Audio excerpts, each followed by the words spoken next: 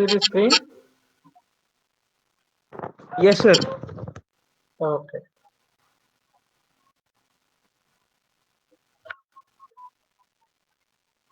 This conference will now be recorded.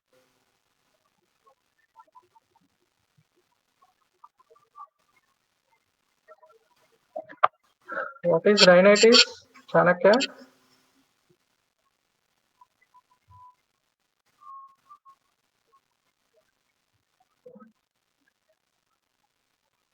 Rhinitis. Ir- Inflammation of mucous membrane of nose, sir. Okay. So what is the etiology for rhinitis?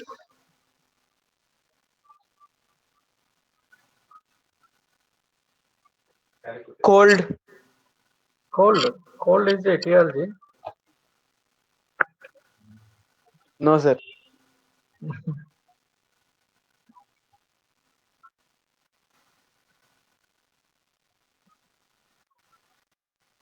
When you get the inflammation, then that is called the cold. Okay, common cold. Okay, Yes, sir. for common cold, etiology is viral etiology. Okay, virus. So infection Yes, sir. caused by the virus, commonly rhinovirus or adenovirus. So etiology may be infection by the bacteria, virus, or fungus, or non-infectious.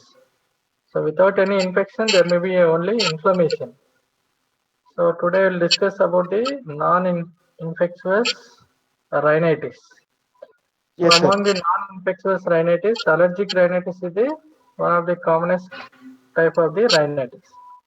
So here there is no bacteria or viral or fungal infection, but we will see the inflammation. So because of the allergy, so that is the allergic rhinitis. So today's topic is allergic rhinitis. So there is a rhinitis, but without any infection. Okay.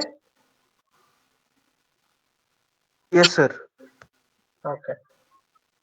So for definition of allergic rhinitis is it is nasal mucosa. So mainly it is mediated by the IgE, immunoglobulin type E.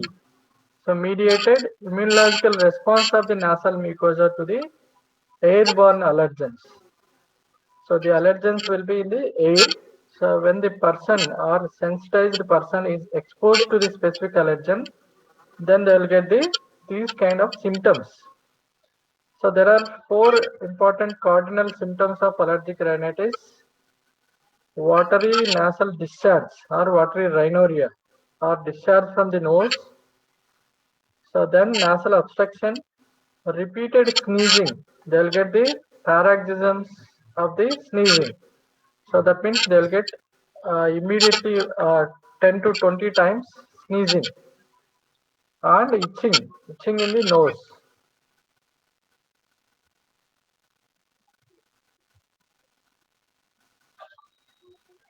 Okay. So watery nasal discharge, nasal obstruction, sneezing, and the itching in the nose. Are you able to see the screen, Chanakya? Yes, sir. Now slide has changed. Yes, sir. It's Are you changed, able sir. to see the types? Huh? Okay. Yes, sir. So it is a airborne. It is a IgE mediated immunological response of the nasal mucosa to the airborne allergen. It is characterized by watery nasal discharge, nose nasal blockage, sneezing, and itching.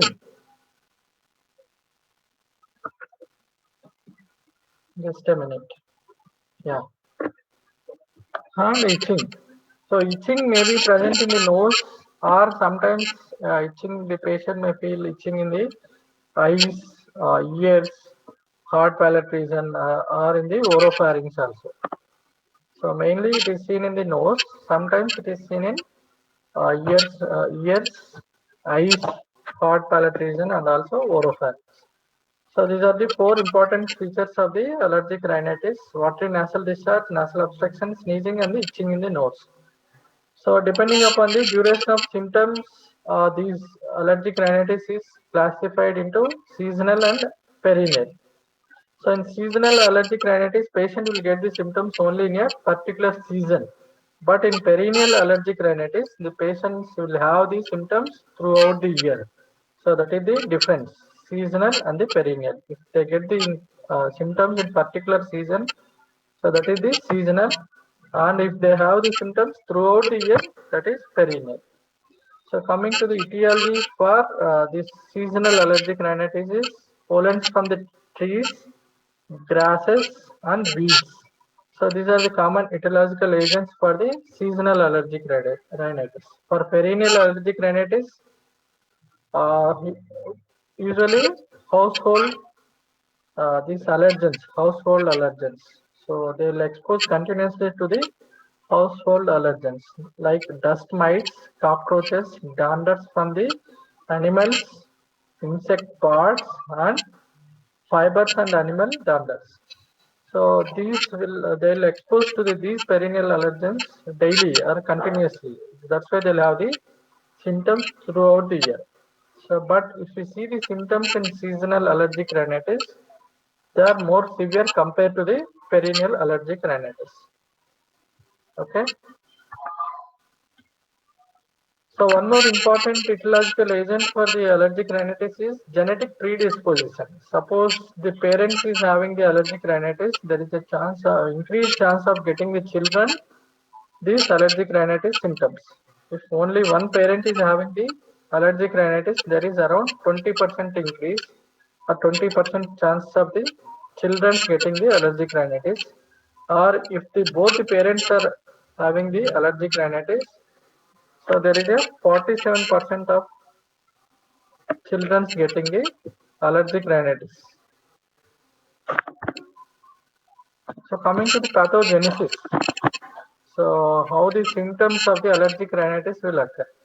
So usually the in sensitized person or predisposed person or genetically predisposed person, when the first time exposed to the allergen, so there is a formation of the IgE antibody.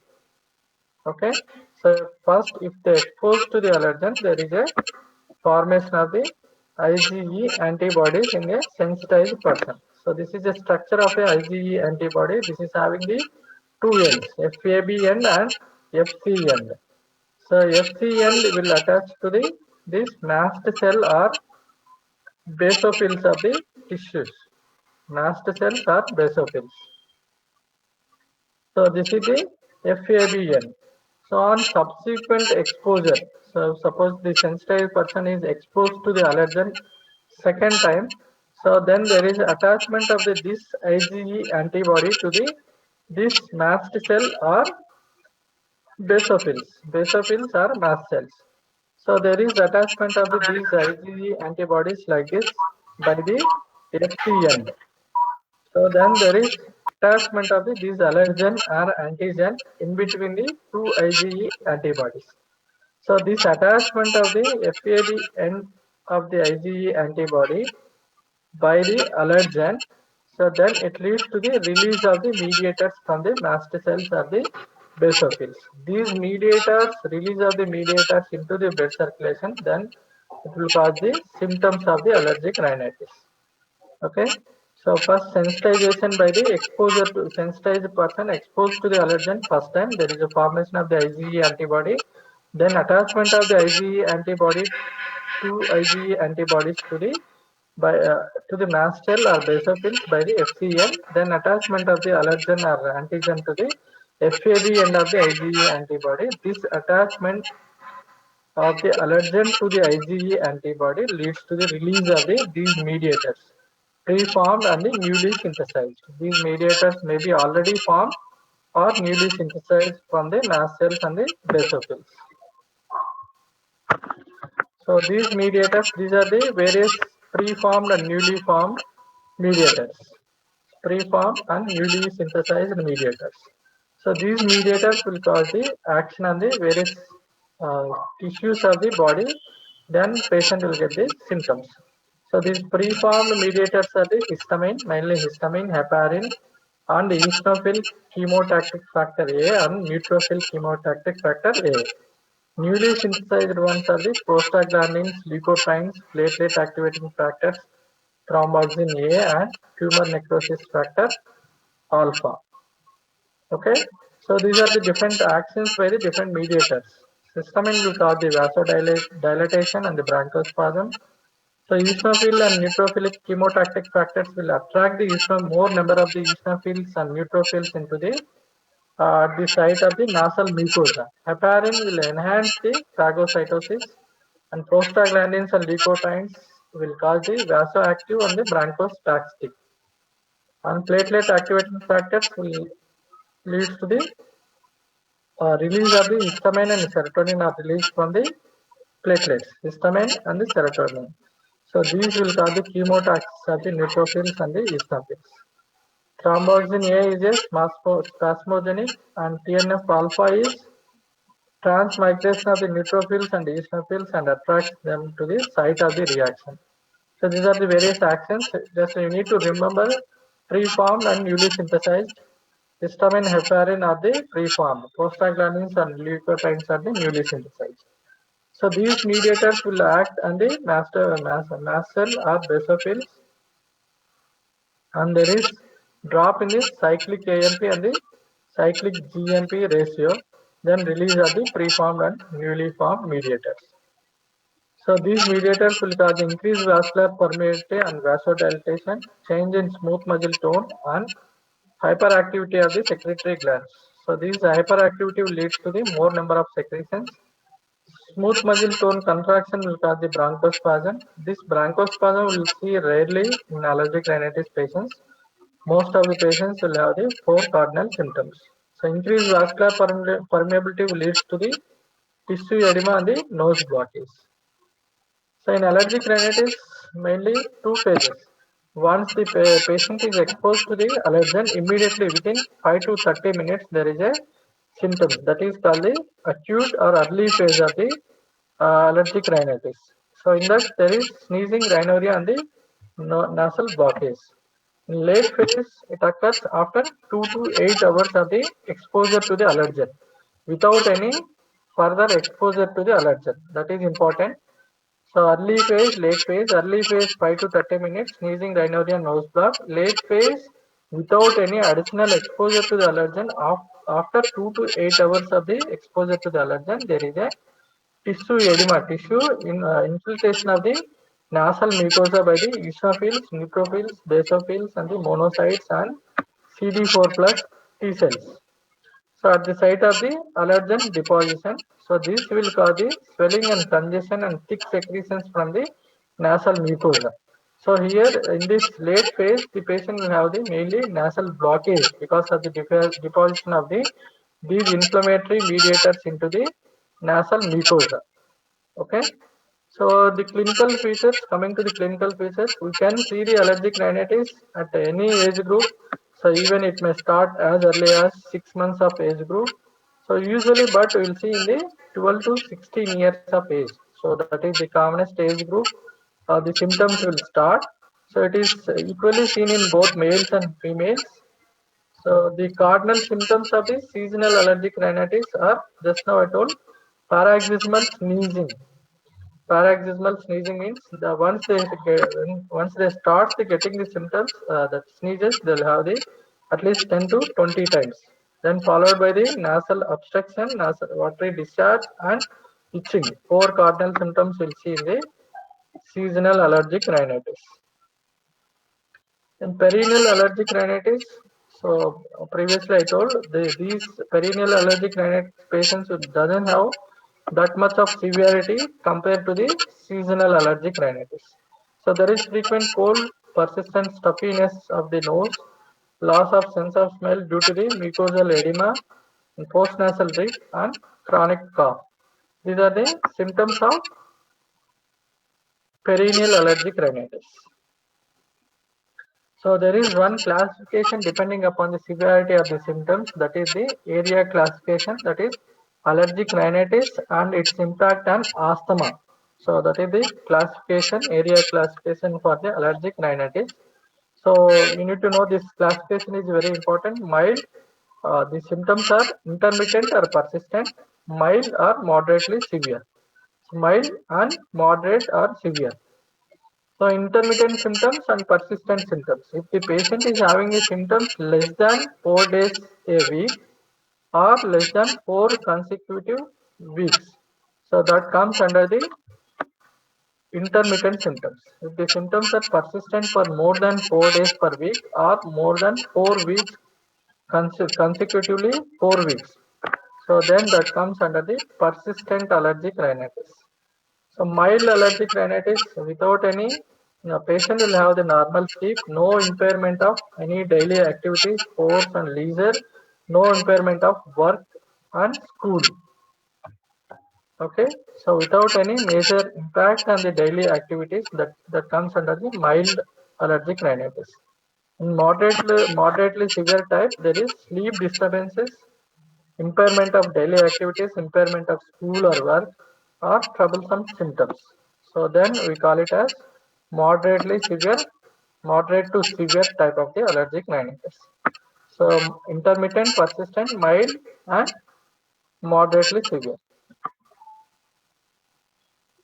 So intermittent symptoms we'll see in the seasonal allergic rhinitis. In persistent type, we'll see the perennial allergic rhinitis. So that is about the symptoms, pathogenesis, etiology, pathogenesis, and symptoms, then signs of the allergic rhinitis. So in signs, we'll see the nasal signs, ocular signs, ear signs, and the pharyngeal and the laryngeal signs. Nasal signs, so there is a black transverse line across the dorsum of the nose. So here you can observe the two lines. This is the line. This is the prominent line. So this is because they'll have the itching, constant itching in the nose. They will rub the nose like a salute, allergic salute. Like this, they will rub the nose repeatedly. Repeatedly, they rub the nose. Okay, then there is a formation of the transverse crease across the dorsum of the nose. So that is called the allergic salute. And if you see the anterior rhinoscopy or diagnostic nasal endoscopy, you can see the pale and edematous nasal mucosa. Turbinates are swollen and thin watery or mucoid discharge will be seen. So these are the signs and examination of the nose. On external nose, there is a transverse crease. That is because of the allergic salute. On anterior rhinoscopy or endoscopic examination, there is a pale mucosa and edematous inferior turbinates and mucoid discharge. So coming to the ocular sign on lid, edematous lids. This is the ocular sign because of the allergic rhinitis. There is a edematous lids, congestion and cobblestone appearance of the conjunctiva, and dark circles under the eyes. So those are called the allergic signers. Dark circles under the eyes. Then ear signs and otological examination, you may see the retraction of the tympanic membrane, dull tympanic membrane, or air fluid levels. All these findings in the ear are because of the eustachian tubal obstruction. So if there is a persistent rhinitis that will lead to the obstruction in the nasopharyngeal end of the eustachian tube, then there is a negative pressure in the middle ear cavity. So depending upon the duration of the negative pressure, there may be a retraction of the tympanic membrane, dull tympanic membrane, or distortion of the cone of light, or accumulation of the fluid. Then you can see if there is accumulation, you will see the air fluid levels. That is the serous otitis media or blue ear. Pharyngeal signs, because of the chronic inflammation in the nose and chronic post-nasal drip, chronic discharge from the nose into the nasopharynx, then into the oropharynx. There is a hypertrophy of the submucosal lymphatic tissue in the pharyngeal wall. So that leads to the granular pharyngitis. And on children with the perennial allergic rhinitis may show all the features of the prolonged mouth breathing as seen in the adenoid hypertrophy. So usually, if the children with the perennial allergic rhinitis, they'll have the continuous nose nasal blockage. Then they'll have the mouth breathing. So this continuous mouth breathing will lead to the high arched hard palate, other features of the adenoid hypertrophy. So that is because of the continuous blockage in the nose. Laryngeal signs, there is a hoarseness of the voice, and on examination there will be edema of the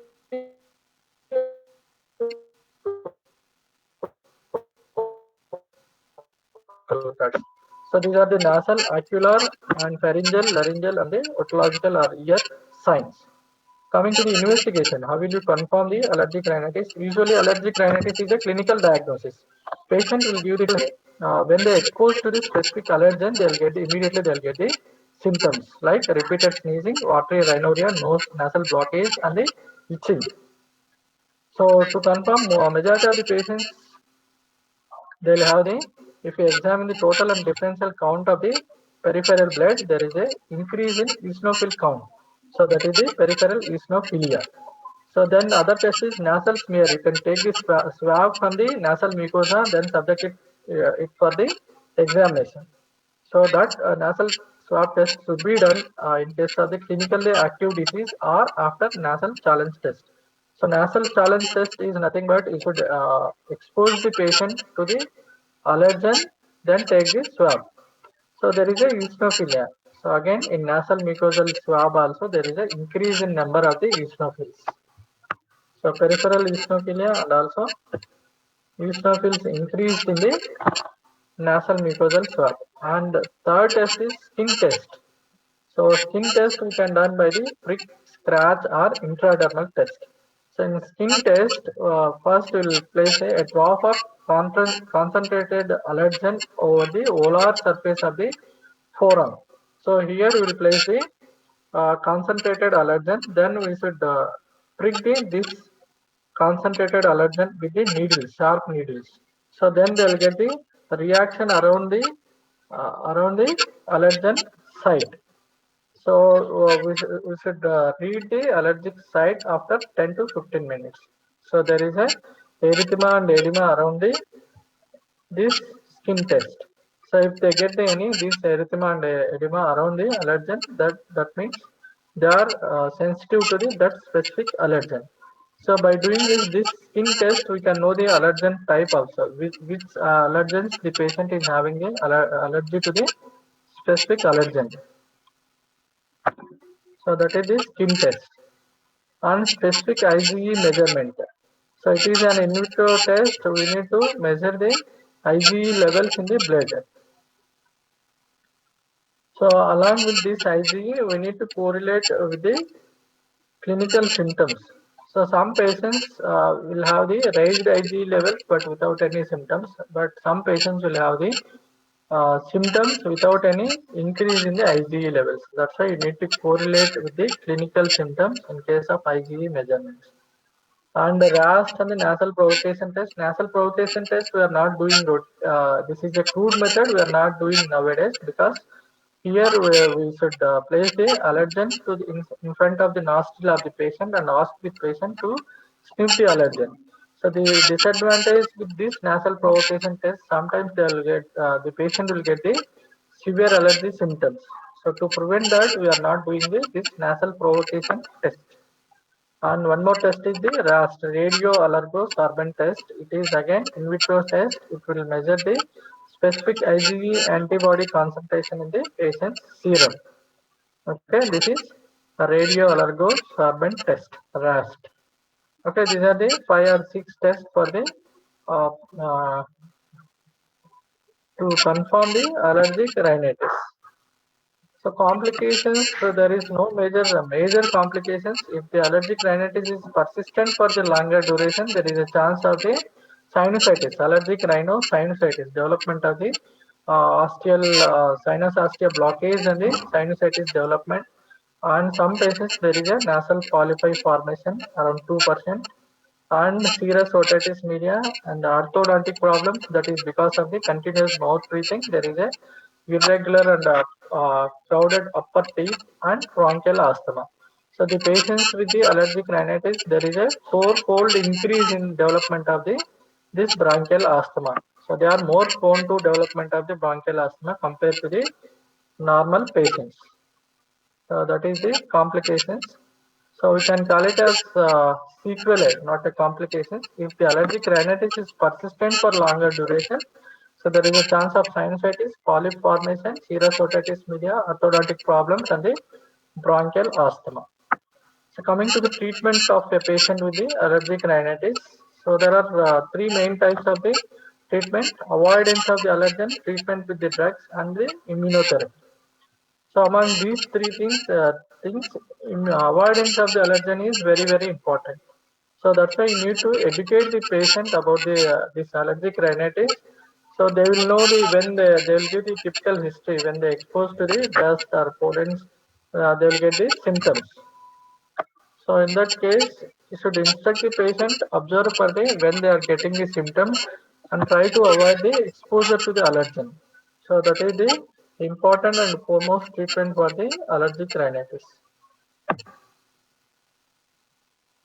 So it is possible, but the disadvantage with this avoidance of the allergen is if the patient is having the allergy to the only specific allergen, then they can avoid this exposure to the allergen. Suppose if they are allergic to this around 50 allergens, it is very difficult to avoid the exposure to the allergen.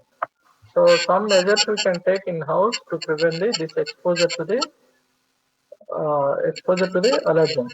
So encasing the pillow or mattress with the plastic sheet, change of place of work, or sometimes change of job may be required to prevent this allergic rhinitis. If they are allergic to the specific food, then they can avoid the food also. So then second treatment is treatment with the drugs, medical treatment. So those are the antihistamines, sympathomimetic drugs, or alpha adrenergic drugs. The other name for the sympathomimetic is alpha adrenergic drugs. Corticosteroids, both oral and the intranasal corticosteroids, sodium chromoglycate, anticholinergics, and the leukotriene receptor antagonists, and the anti-IgG. So these are the medical treatment. So first coming to the antihistamines.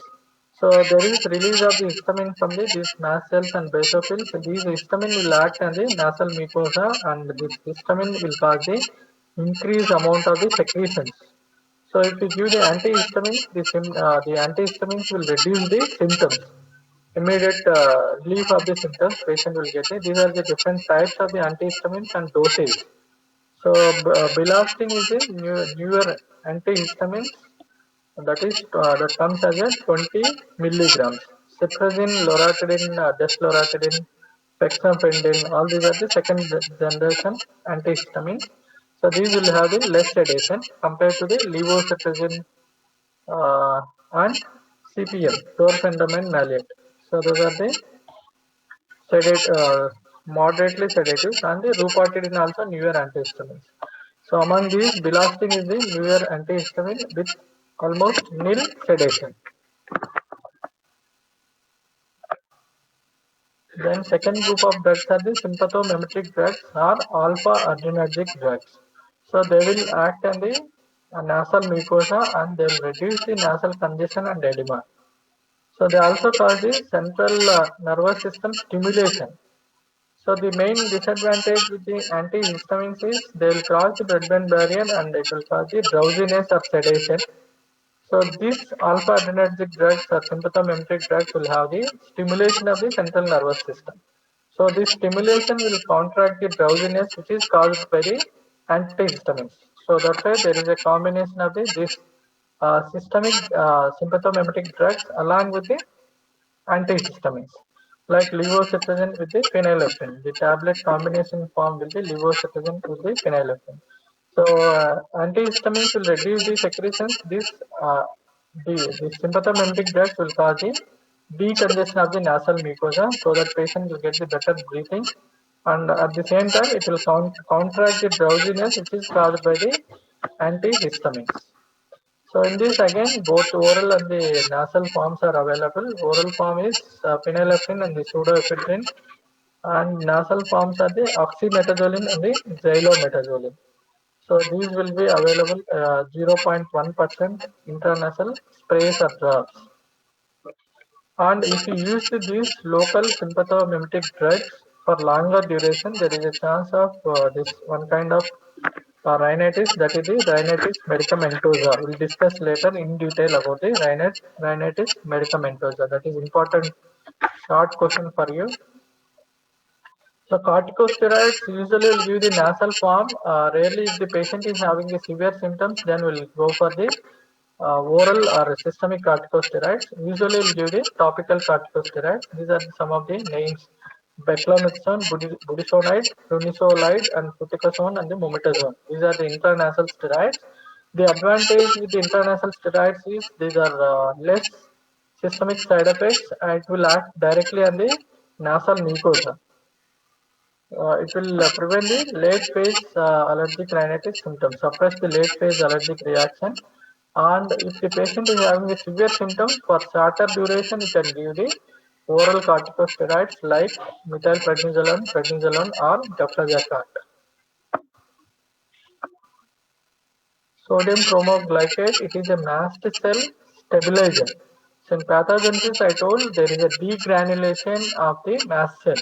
So this sodium chromoglycate, it will stop the degranulation of the mast cells. That's why there is no release of the mediators into the blood circulation, and there will not be any symptoms. So it is a mast cell stabilizer. It will available as a 2% solution for the nasal sprays or nasal drops. That is a mast cell stabilizer, sodium chromoglycate, 2% liquid local form. Anticholinergic. So anticholinergics will reduce the amount of the secretions from the nasal mucosa. So the chemical name is ipratropium bromide. So it is also again it will be available as a nasal spray, ipratropium bromide. And final group is the leukotriene receptor antagonist. So these mediators will act on the leukotriene receptors. So this if we give these drugs like montelukast, gefilukast, and the pranlukast.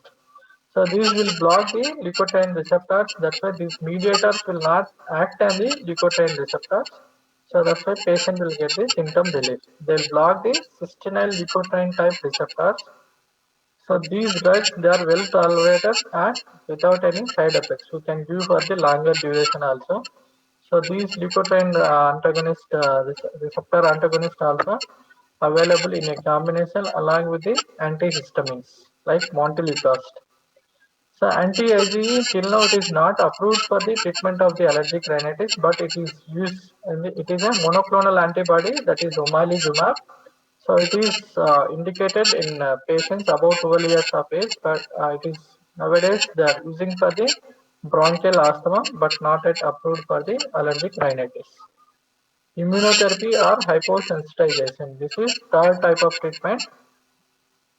So it is not suitable for all the patients. Those who are on main indication for this immunotherapy is those who are not fit for the medical treatment. Then only you should go for this immunotherapy. Not suitable means if they get the severe side effects or if they are not getting any symptom relief along if we give the medical treatment, if they are not getting the symptom relief or if they are getting the major side effects, then we should stop the medical treatment, go for the immunotherapy. Immunotherapy or hyposensitization. That means here we'll give the low doses of the allergen gradually in increasing doses, starting with the low doses, gradually increasing doses to the maintenance dose. So it will suppress the formation of the IgE antibody and also it raises the uh, specific IgG antibody against the allergen. So there is decreased formation of the IgE and increased formation of the IgG antibody. It is nothing but giving the direct allergen to the patient in low doses and gradually increasing doses starting with the low doses. So this is indicated only those who are not getting the relief from this medical treatment, and it is also useful if they are having the allergy to the only one or two allergens, then you can give those two allergens to the patient. So the main disadvantage with immunotherapy is so we need to give this treatment for the longer duration, minimum 1 to 3 years. So if they are not getting any symptom relief after 3 years of immunotherapy, then we should stop this immunotherapy or hyposensitization of the patient. So this is about the allergic rhinitis. Students, Yes, sir. yeah. So can you tell about the allergic rhinitis briefly? So what is the definition?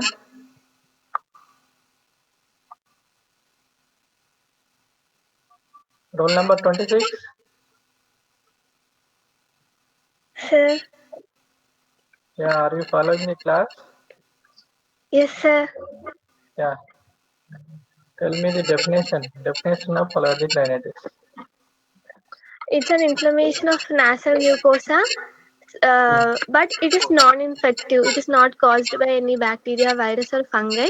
It is also Okay. associated with nasal blockage, nasal discharge.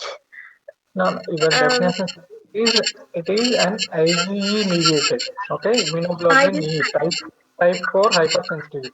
Okay. Okay, sir. No, sorry, it is type 1 IgE. Okay. Yeah. So it is type 1 hypersensitivity reaction of the nasal mucosa to the specific allergen. Mostly these allergens are the airborne allergens. Okay. And it is characterized by watery nasal discharge, nasal blockage, sneezing, and the itching. Okay. So these 4 cardinal symptoms will be there in patients with the allergic rhinitis. So then etiology, inhalant allergens both for the perennial and the seasonal allergic rhinitis, and genetic predisposition of the patients, allergic rhinitis patients. Then clinical features, acute early phase, late phase, clinical features, and seasonal allergic rhinitis and the perennial allergic rhinitis. Then signs nasal, ocular, ear signs, laryngeal signs, and the pharyngeal signs. Then investigations, that is eosinophil count, total and differential counts in the peripheral blood, and also in the nasal mucosa, and also radio allergosorption test, IgE estimation, and the skin prick test. These are the investigations. Then treatment, avoidance of the allergens. Next, medical treatment and the immunotherapy or hyposensitization. So in medical treatment, antihistamines, then sympathomimetic drugs or alpha adrenergic drugs. You need to remember the names also. Okay. Antihistamines you need to remember. That is levocetirizine, loratadine, desloratadine. Okay. So newer one is the bilastine. Bilastine is it will available as a 20 milligrams.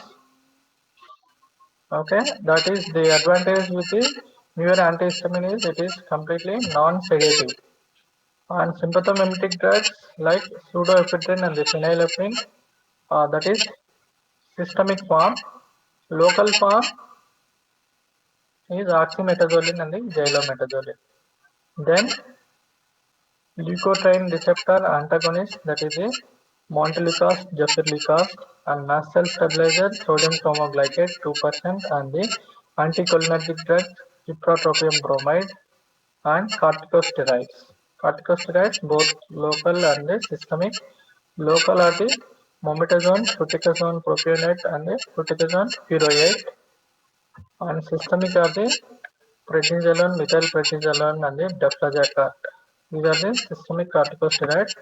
Usually will not give these systemic corticosteroids if the patient is having a severe symptoms for shorter course, that means only for 5 to 7 days you can give the systemic corticosteroids, because systemic corticosteroids will have the side effects. Okay.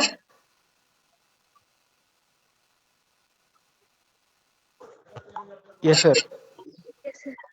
So the other types of the rhinitis, non-infective and the non-allergic rhinitis. So without any infection and without any allergy, you will get the rhinitis. So these are the different types of the non-infective and the non-allergic rhinitis. Among these two, first one and the fourth one are the important. Vasomotor rhinitis and the rhinitis medicamentosa. Just now I told rhinitis medicamentosa is because of the excessive use of these decongestant or symptomatic local drops. Okay. The other rhinitis are the non-allergic rhinitis with eosinophilia syndrome. That means if you examine the patient peripheral smear or nasal mucosa, they'll have this increased amount of the eosinophils, but without any itching. They'll have the rhinitis, sneezing, and eosinophil, but without any itching. Occupational irritant, if they exposed to the in occupational surroundings, if they exposed to the irritants like floor, animal, wood, latex, paint, so that is irritation rhinitis. That is only that will last for the shorter duration. They won't get again and again. Occasionally they'll get this irritating rhinitis. Drug induced, there are drugs, some specific drugs like antihypertensive, propranolol, and oral contraceptive pills, and the amitriptyline also will cause the rhinitis. Endocrinal disturbances like hypothyroidism, pregnancy, and the menstruation also will cause it. Because of the estrogen effect, increased amount of the estrogen, there is an increased secretions from the nasal mucosa. Addictions like alcohol and tobacco, non-airflow rhinitis. If the air is not passed through the nasal cavities, then only they'll get this rhinitis. Suppose in patients with the tracheostomy or laryngectomy, permanently they'll have the opening in the here in the neck. They'll take the breathing through this tracheostomy stoma, okay, not through the nasal cavities. So that is the non-airflow rhinitis. And miscellaneous causes, honeymoon rhinitis and the emotional rhinitis. So emotions also will cause these secretions from the nasal mucosa. So we'll discuss in detail about the vasomotor rhinitis and the rhinitis medicamentosa. So first coming to the vasomotor rhinitis. So you need to know about the autonomic innervation of the nose. So this is vasomotor rhinitis is related to the overactivity of the parasympathetic system of the nasal mucosa. So nose is having the both sympathetic and parasympathetic nerve supply. Sympathetic from the deep petrosal nerve and parasympathetic from the greater superficial petrosal nerve, which is a branch of the facial nerve. So parasympathetic fibers carried from the greater superficial petrosal nerve, GSPN, that is the first branch of the facial nerve, and deep petrosal nerve. So these two unite, they form the Vidian nerve. This Vidian nerve will travel through the Vidian canal and relay in the pterygopalatine ganglion before reaching the nasal mucosa or nasal secretory glands. So this is about the force of the sympathetic and parasympathetic supply of the nasal mucosa. So if there is a overactivity or overstimulation of the sympathetic system, there is a vasoconstriction and the decreased nasal secretions. If there is overactivity of the parasympathetic stimulation or parasympathetic system, there is vasodilatation and also increased nasal secretions. So this vasomotor rhinitis is because of the overactivity of this parasympathetic system. Okay, so there is a vasodilatation and increased nasal secretions. So overactivity of the parasympathetic system. So that leads to the nasal congestion due to the nasal vasodilatation, nasal blockage due to the nasal vasodilatation, and the watery rhinorrhea due to the increased nasal secretions.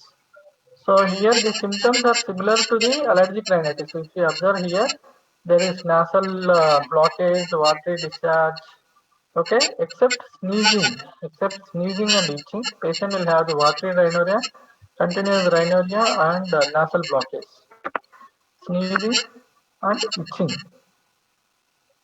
So that is the difference between the allergic rhinitis and the vasomotor rhinitis. So in allergic rhinitis, patient will have the specific history of exposure to the allergens. So for triggering factors for the vasomotor rhinitis is emotional stress, sudden change in the temperature, environmental temperature, exposure to the humidity, exposure to the blast of cold air, sudden exposure to the dust, smoking, and the traffic fumes. So mainly this it is seen in the sudden change in temperature of the environment. So most of these vasomotor rhinitis patients will have the early morning. If they get up from the bed, they will get the symptoms, that is watery rhinorrhea and the nose block. without any sneezing and itching. So that's why you should differentiate between the allergic rhinitis and the vasomotor rhinitis. Symptoms are profuse watery rhinorrhea, nasal blockage, early morning sneezing. Sneezing also will be there, but itching. Itching is completely absent in patients with this vasomotor rhinitis. Postnasal drip and the turbinate hypertrophy on examination. This is the vasomotor rhinitis patients with the examination. By using the nasal endoscope, you can see the hypertrophied inferior turbinate. This is the hypertrophied inferior turbinate with congestion. But in case of the allergic rhinitis, you will see the pale mucosa. The mucosa over the turbinates is pale or bluish. Sequelae and differential diagnosis of the this vasomotor rhinitis. Sequelae is similar to the this allergic rhinitis like sinusitis, polyp formation, and the hypertrophic rhinitis, chronic hypertrophic rhinitis. Because of the chronic rhinorrhea, there is a hypertrophy of the nasal mucosa over the turbinates. Differential diagnosis is mainly allergic rhinitis. We need to differentiate. Itching is the one symptom, and also history, patient history. So these vasomotor rhinitis patients will have the only early morning watery rhinorrhea and the nasal blockage. Allergic rhinitis, non-allergic rhinitis with eosinophilia syndrome. Here you can see on examination there is increase in eosinophil count both in allergic rhinitis and eosinophilia syndrome. There is increase in eosinophils, but it is normal in case of the vasomotor rhinitis. Rhinitis medicamentosa, there is a hypertrophy of the turbinate mucosa and the hypertrophy of the mucosa over the nose, but there is a clear history. They'll have the history of excessive use of these sympathomimetic drugs like oxymetazoline and xylometazoline. These are the differences between the allergic rhinitis, non-allergic rhinitis with eosinophilia syndrome, and the vasomotor rhinitis. So allergen exposure history, it is present in the only in the allergic rhinitis. Nasal itching also present in the this allergic rhinitis, increased sneezing, all these are the increase in this allergic rhinitis. So compared to this vasomotor. So there is no exposure, minimal symptoms of the nasal itching and the sneezing. Nasal blockage is more in case of the this naris. And hypoosmia, rhinorrhea are increase in the vasomotor rhinitis. Rhinorrhea is more in the vasomotor rhinitis compared to this allergic rhinitis and the naris. Nasal mucosa is pale in case of the allergic rhinitis, congested in case of the vasomotor rhinitis. Polyps mostly you'll see in the allergic, rarely you can see in the vasomotor.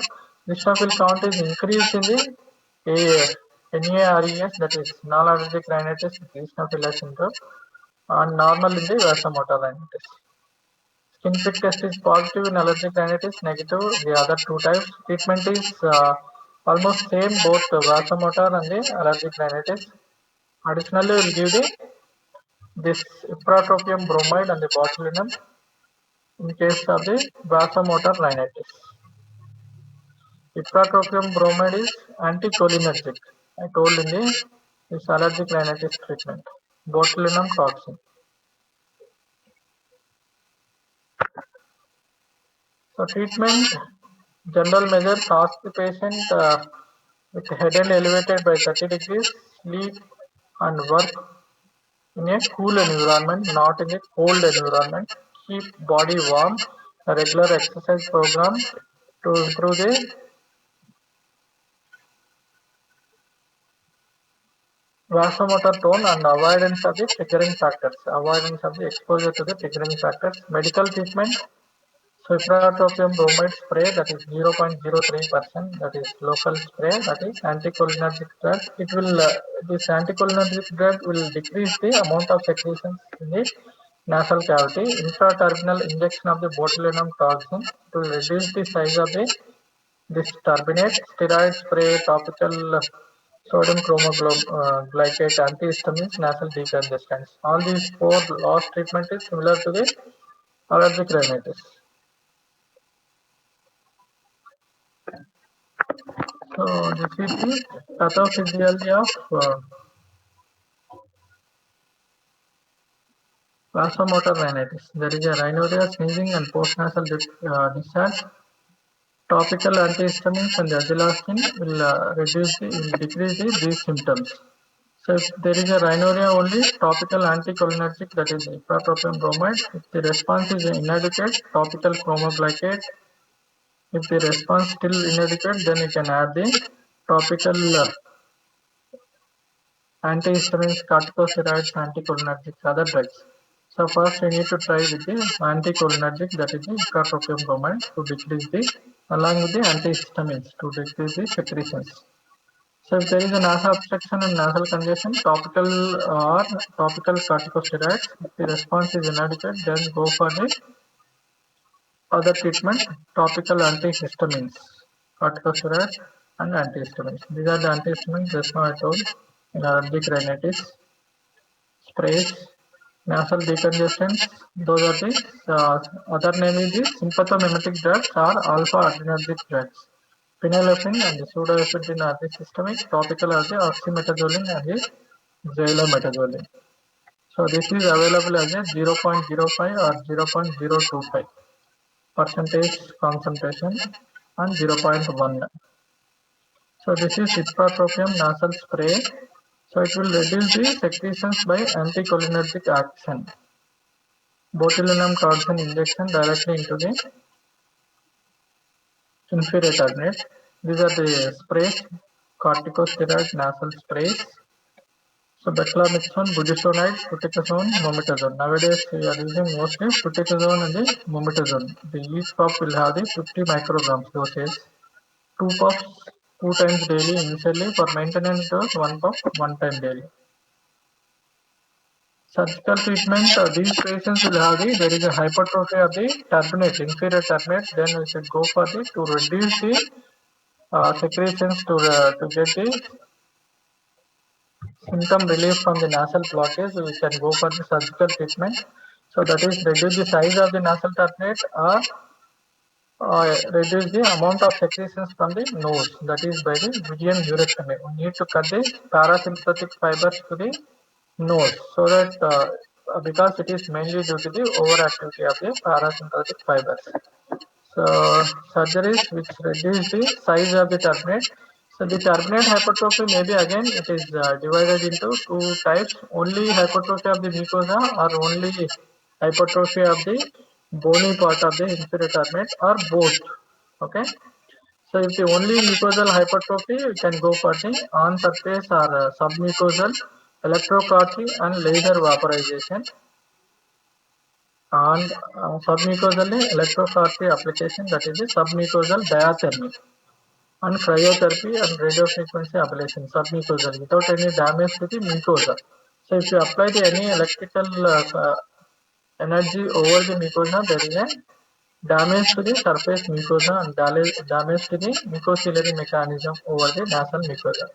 Surgeries for only bony hypertrophy, if only bone is hypertrophied, mucosa is normal, then you should go for the submucosal resection of the inferior concha. Surgeries for both mucosal and bony hypertrophy are the partial turbinectomy, total turbinectomy and inferior turbinoplasty. So this is a diagram of inferior turbinate. Here you can see the only bony part and this is the mucosal part. So if you see here, there is hypertrophy of the mucosa, only mucosa. So in mucosa hypertrophy, you can go for the submucosal diathermy. This is the best treatment. You need to pass the one needle and apply the electrical current, or you can use the radio frequency also, so that it will reduce the size of the mucosal hypertrophy. Patient will get the space for the breathing. Radio frequency submucosal ablation. If both are hypertrophied, then we should go for the dissection of the part of the turbinate, both bone and the mucosa. So that is a partial turbinectomy or complete removal of the turbinate. That is a total or radical turbinectomy. The disadvantage with the total turbinectomy is patient will get again roomy nasal cavity. There is chance of development of the atrophic rhinitis. Okay. Disadvantage with the total or radical turbinectomy is chances of developing the atrophic rhinitis. Inferior turbinate turbinoplasty. So we need to remove the we need to do the incision here, elevate the mucosa, then remove the part of the bone bone of inferior turbinate, again replacing the mucosa, that is the inferior turbinoplasty. So we are repairing the turbinate without any major damage to the mucosa.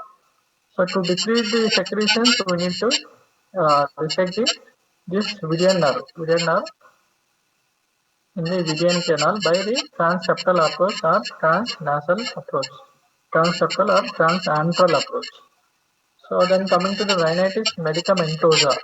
So this is because of the rebound nasal congestion after use of the excessive use of the nasal decongestants. So if you use the prolonged usage of the oxymetazoline or galometazoline, there is a rebound congestion. So these are the two drugs which cause this rhinitis medicamentosa. So this is the pathogenesis for the rhinitis medicamentosa. If they use this oxymetazoline and galometazoline for the longer duration, there is a vasoconstriction because those are the decongestants. There is a constriction of the blood vessels in the nasal mucosa. Then there is a tissue hypoxia. Then again it leads to the nasal vasodilatation, increased parasympathetic activity. So again it is similar to the vasomotor rhinitis, and longer effect on the beta receptor compared to the alpha receptors.